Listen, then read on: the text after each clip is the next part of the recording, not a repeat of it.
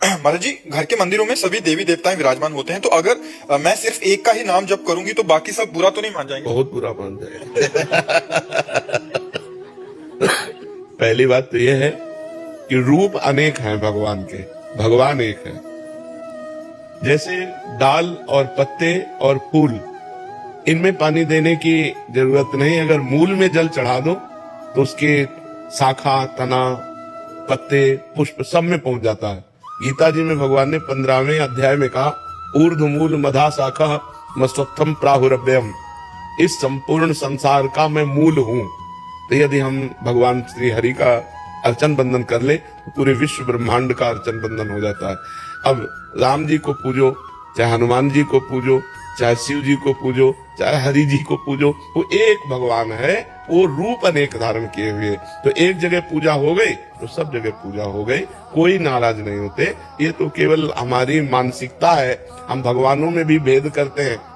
वही आवश्यकता पड़ी तो दुर्गा बन गया, वही आवश्यकता पड़ी तो काल भैरव बन गया, वही आवश्यकता पड़ी जब जब जहां जैसी आवश्यकता पड़ी, देखो नरसिंह बन गया।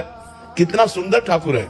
राम रूप में देखो कितने सुंदर राम जी, कृष्ण रूप में देखो कितने सुंदर कृष्ण जी, और भयंकर रूप में देखो तो नरसिंह जी।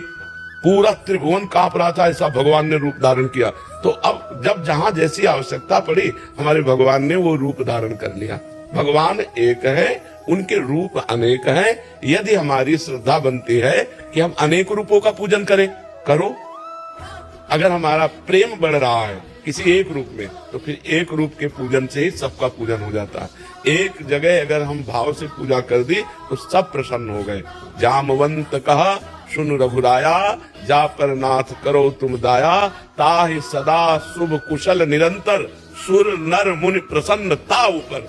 जितने भी देवता हैं, सुर माने देवता, नर माने मनुष्य, और मुनि, सब उस पर प्रसन्न हो जाते हैं जिस पर भगवान श्री हरि प्रसन्न हो जाते हैं। जा पर कृपा राम की हुई, ता पर कृपा। हाँ, तो इसलिए हमको डरना नहीं है कि हमने राम जी का पूजन कर लिया, दुर्गा जी का पूजन नहीं किया, उनका गणेश जी का पूजन नहीं किया तो नाराज हो जाएंगे। नहीं, सब प्रसन्न हो जाएंगे, क्योंकि रूप अनेक है, तत्व एक है।